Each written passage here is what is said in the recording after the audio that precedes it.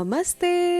आज मैं लेकर आ गई हूँ आपके लिए विंटर स्पेशल एक और रेसिपी। इस ताज़े ताज़े फ्रेश गाजर के सीजन के लिए गाजर की खीर। बहुत ही सिंपल सी डेजर्ट की रेसिपी है जो कि आप बहुत ही आसानी से गाजर से बना सकते हो और इसमें इतना रिच फ्लेवर आता है। रेगुलर खीर तो हमेशा हम खाते रहते हैं, अभी इस सीजन में ये वाली खीर आपको जरूर ट्राई करनी चाहिए जिसमें गाजर की मिठास होती है और ये बहुत ही टेस्टी लगती है। तो शुरू करते हैं। सबसे पहले किचन में घुसते ही आपको ये काम करना है जो कि है चावल को भिगोना। मैंने 20 मिनट के लिए ये बासमती चावल को ना नॉर्मल ड्रिंकिंग पानी में, मतलब पीने वाले पानी में इस तरीके से भिगो कर रख दिया था। लेकिन हाँ, याद रहे आप चावल को पहले अच्छे तरीके से धो लोगे और उसके बाद उसे भिगोने के लिए छोड़ोगे और जितनी क्वांटिटी मैंने बताई है इतनी ही आपको रखनी है। जब चावल अच्छे से फुले फुले गुलू गुलू हो जाए तो हम इसे पीस लेंगे और बिल्कुल इस तरीके से दूध की तरह एक पेस्ट बना लेंगे। आप देख सकते हो इसमें नीचे चावल बैठ रहा है, वो बहुत ही एकदम मिल्की तो नहीं हो जाएगा, उसमें जो ग्रेन्स होते हैं, दाने होते हैं, वो तो दिखेंगे ही। इसी कंसिस्टेंसी का हमें इसे रखना है। जिस पानी में हमने इसे भिगोया था ना, हम उसी में इसे पीस देंगे और इसे रख देंगे अभी के लिए साइड। तो अब चलते हैं गाजर की ओर। तो यहाँ पे मैंने एक गाजर लिया है और मैंने इसका ना सिर्फ नीचे का हिस्सा हल्का सा कट करा है, जो बिल्कुल पतला नहीं होता वो मैंने कट कर दिया है। ऊपर का हिस्सा आप कट नहीं करोगे। जब भी गाजर को हम घिसते हैं तो ऊपर के हिस्से को कट नहीं करना चाहिए, वो लास्ट में खुद ब खुद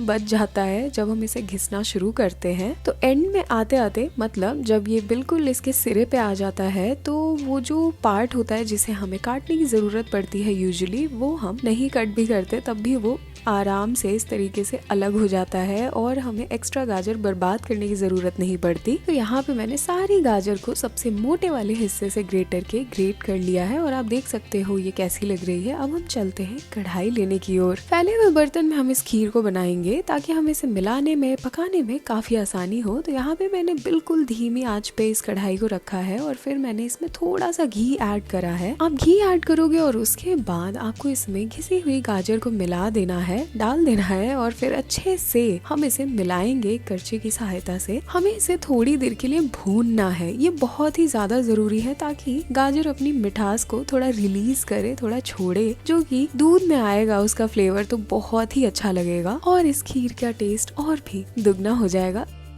तो यहाँ पे अच्छे से आप इसे भूनोगे, लगभग 5 मिनट के लिए आपको इसे भूनना है। अगर आपको घी कम लगे तो आप थोड़ा अपने हिसाब से और भी ऐड कर सकते हो। खीर के ऊपर लेकिन ज्यादा घी तैरता हुआ नजर ना आए, इस बात का आप ध्यान रखोगे। आप इतना ही घी डालोगे। आप थोड़ी देर में देखोगे गाजर भुन के थोड़ी सिकुड़ गई है, श्रिंक हो गई है, कम हो गई है क्वांटिटी में। तो अब हम इसमें दूध ऐड कर देंगे। बिल्कुल धीमी आंच रखोगे आप यहाँ पे और दूध ऐड करोगे। और मैंने यहाँ पे लगभग अच्छे से इतना दूध लिया है कि ये पूरी गाजर उसमें डूब जाए। इतना दूध तो आपको लेना ही लेना है, बाकी आपकी मर्जी है, आप थोड़ी क्वांटिटी ऊपर नीचे कर सकते हो अपने हिसाब से। जब हम इसमें दूध ऐड करेंगे उसी वक्त हम इसमें जो चावल जो हमने पीस कर रखा था ना, हम उसे भी ऐड कर देंगे। और प्लीज आप उसे थोड़ा चला कर ऐड करना, क्योंकि मैंने आपको बताया था ना कि चावल के जो वो बहुत छोटे छोटे दाने होते हैं वो नीचे बैठ जाते हैं, तो वो कटोरी में ही ना रह जाए, वो हम नहीं चाहते। तो बहुत अच्छे से सारी चीजों को मिलाते हुए आप इस मिक्सचर में डालोगे। चावल और दूध डालने के बाद आंच को आप थोड़ा मध्यम कर देना और उसके बाद इसमें एक उबाल लाना है। उबाल लाने के वक्त आप इसे बिल्कुल छोड़ के नहीं जाओगे, क्योंकि चावल जब हमने डाला है तो वो कहीं नीचे ना बैठ जाए और जल ना जाए, इसलिए हमें इसे चलाते भी रहना है। इस बात का बहुत ध्यान रखोगे। तो हमें इसे बीच बीच में चलाना है और जब इसमें एक उबाल आ जाए उसके बाद हम इसे ढक कर थोड़ी देर के लिए पकाएंगे, बिल्कुल धीमी आंच पे। पहली बार जब आप इसे ढकोगे एक उबाल के बाद, उस वक्त आपको सिर्फ 2 मिनट के लिए इसे ढककर पकाना है और बिल्कुल धीमी आंच पे। और बीच में फिर आप ढक्कन 2 मिनट बाद खोल के इसे चलाओगे। जब हम इसे चला लेंगे तो हम इसमें चीनी ऐड कर देंगे। चीनी ऐड आप अपने हिसाब से कर लेना। मैंने जो क्वांटिटी बताई है उतना मीठा हमारे लिए सफिशिएंट था, लेकिन अगर आपको ज्यादा मीठा पसंद है तो आप थोड़ा और ऐड कर सकते हो। इसकी थिकनेस को बढ़ाने के लिए आप चाहो तो इसमें कंडेंस्ड मिल्क का इस्तेमाल कर सकते हो, लेकिन कंडेंस्ड मिल्क अगर आप यूज करो तो आप चीनी मत ही डालना, क्योंकि फिर बहुत ज्यादा चीनी हो जाता है, इसलिए इस बात का आप ध्यान रखोगे। चीनी अच्छे से इसमें मिल चुकी है तो मैं इसमें इलायची ऐड कर रही हूँ। इलायची का अच्छा सा फ्लेवर इसमें आ जाए वो मैं चाहती हूँ। तो यहाँ पे मैंने इसे मिला दिया है बहुत ही अच्छे से इस खीर में, और इलायची थोड़ा ज़्यादा अगर आप डालोगे तो बहुत ही अच्छा टेस्ट आएगा।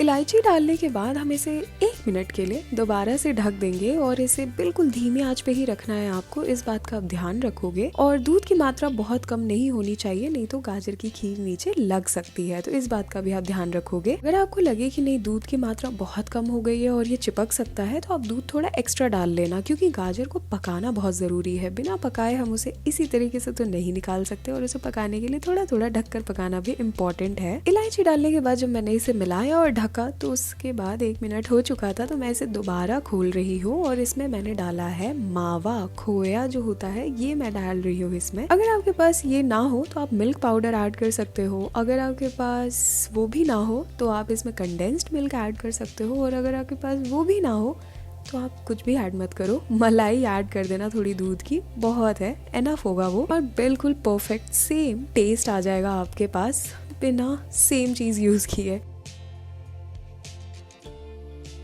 तो यहाँ पे खोआ डालने के बाद मैं इसे दोबारा से अच्छे से मिक्स कर रही हूँ, और आप देख सकते हो कि मिक्सचर अब काफी थिक हो गया है, और गाजर को भी मैंने चेक कर लिया था तो वो पक भी गया है। साइड में आपको बहुत एक्स्ट्रा दूध तो नहीं दिख रहा होगा, तो बिल्कुल ऐसी कंसिस्टेंसी का ही रखना है हमें, और ये बिल्कुल तैयार है। तो हम इसे एक बोल में निकाल लेते हैं यहाँ पे, लेकिन ऊपर से हमें एक स्पेशल सा तड़का लगाना है इसमें। जी हाँ, तड़का किस चीज का? तो ऑब्वियसली ड्राई फ्रूट्स का। तो मैंने इसमें घी डाला है, मैंने एक नॉर्मल तड़का पैन लिया है और उसमें मैंने घी ऐड कर दिया है। घी जब गर्म हो जाए ना, हमें बस घी को गर्म करना है, क्योंकि तड़का पैन बहुत छोटा होता है, तो हमें घी को बस गर्म करना है। और जैसे ही घी आपको लगे ना कि हाँ ये गर्म हो चुका है, तो हम फ्लेम को कर देंगे बंद। आंच को आप तुरंत बंद कर दोगे। अगर आपने इसे आंच पे रख के भूना ड्राई फ्रूट्स को, तो ये तुरंत जल जाएंगे, क्योंकि तड़का पैन तो छोटा होता है ना। अगर आप बड़े बर्तन में कर रहे हो तो फिर भी ठीक है, लेकिन छोटे बर्तन में अगर करोगे आप तो इस बात का ध्यान रखोगे। जैसे ही ये चीजें भुन जाए, हम इसे ऊपर से अच्छे से डेकोरेट कर देंगे अपने खीर के ऊपर। और मैंने थोड़ा सा खोवा ऐसे ही हाथों से क्रम्बल करके इसके ऊपर डाला है, ताकि इसकी प्रेजेंटेशन थोड़ी और ब्यूटीफुल लगे। आप भी इस चीज को ट्राई कर सकते हो। और वैसे ये रेसिपी बिल्कुल खत्म हो गई है, ये रेडी है, और आप देख सकते हो ये कितना खूबसूरत लग रहा है। तो मैं आपको इसका टेक्सचर भी दिखा देती हूँ कि ये कितना थिक और कितना क्रीमी बना है। जब आप इसे बनाओगे तब आपको एहसास होगा कि ये कितना ज्यादा टेस्टी है, और अभी तक इसे आपने बनाया क्यों नहीं है? तो जाओ बनाओ और मुझे बताओ ये रेसिपी आपको कैसी लगी। बहुत बहुत धन्यवाद मेरी वीडियो देखने के लिए। अगर आपको ये रेसिपी पसंद आई हो तो लाइक का बटन दबाना मत भूलना, और ऐसी रेसिपीज के साथ तो मैं हर हफ्ते आती रहूंगी, तो मेरे चैनल को भी सब्सक्राइब कर लेना। तब तक के लिए बाय बाय।